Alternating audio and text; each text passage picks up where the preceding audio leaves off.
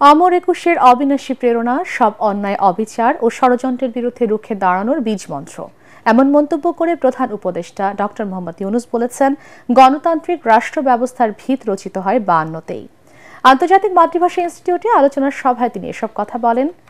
যে দেশের প্রযুক্তি প্রাধান্য পাবে সে দেশের ভাষাও বিশ্বে প্রাধান্য পাবে। বিস্তারিত জানাচ্ছেন একরামুল হক সায়েম। মহান শহীদ দিবস ও আন্তর্জাতিক মাতৃভাষা দিবস উপলক্ষে মাতৃভাষা জাতীয় পদক ও আন্তর্জাতিক পদক এবং লিঙ্গুইস্টিক অলিম্পিয়াড বিজয়ীদের সনদপত্র তুলে দেন প্রধান উপদেষ্টা ডক্টর মোহাম্মদ ইউনূস। আন্তর্জাতিক মাতৃভাষা ইনস্টিটিউট মিলনায়তনে আয়োজিত অনুষ্ঠানে প্রধান উপদেষ্টা বলেন, কেবল মাতৃভাষার মর্যাদা রক্ষাই নয়, রাষ্ট্রভাষা আন্দোলনের মূল চেতনা ছিল স্বাধিকার প্রতিষ্ঠা করা। জাতির মুক্তি সংগ্রামের ইতিহাসে ভাষা আন্দোলনের গুরুত্ব অপরিসীম। অশ্রু বিসর্জনের দিন নয়, বরং এক অবিনাশী প্রেরণা, সকল ধরনের অন্যায় অবিচার ষড়যন্ত্রের বিরুদ্ধে রুখে দাঁড়ানোর বীজমন্ত্র। কোটি মানুষের আস্থার ভালোবাসায় 11 বারের মতো দেশের 1 নম্বর রেফ্রিজারেটর ব্র্যান্ড ওয়ালটন।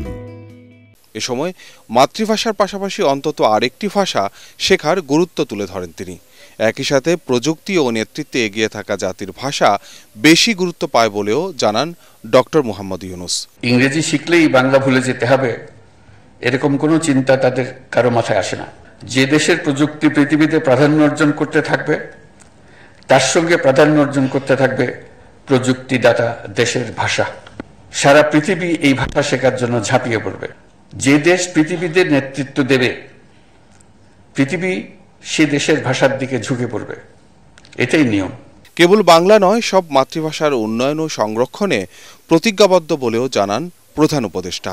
সকল মাতৃভাষা উন্নয়ন ও সংরক্ষণের জন্য প্রতিজ্ঞাবদ্ধ হলাম। একরামুল হক সায়েম, এটিএন বাংলা, ঢাকা।